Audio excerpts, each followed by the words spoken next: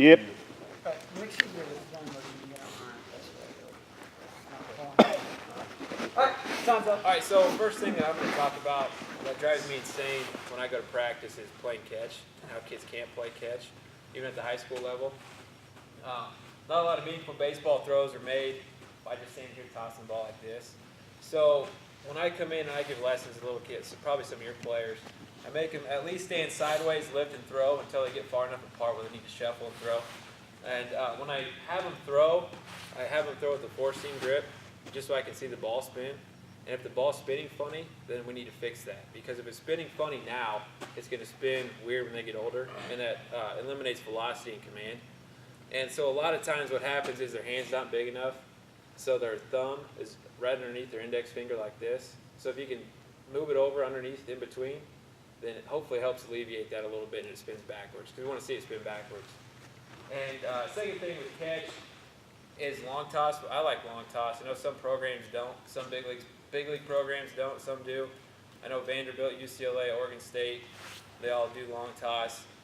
I'm a big believer in it. I know he likes it. I went and watched the Royals play Seattle when Felix Hernandez pitched, and he foul pulled a foul pole before he started. So I like it. I think it's important that kids do it. So, I mean, the younger you start, the better. I mean, when they get older, it's going to be more of a habit for them. So start that now, and then hopefully they can pick it up and build off that when they get to high school. So the first thing we'll talk about as far as pitching goes, I guess, is how they set up on the mound or on the rubber. When I say to a kid, let me see how they stretch when they come set, 95% of the time they come set just like this. And that's a problem because this is not a very athletic situation to be in. So if I want to pick or if I want to pitch, I'm not athletic. So let's come over here. When he's going to get, he's left-handed, so when he's going to get on the rubber, he's going to be over here.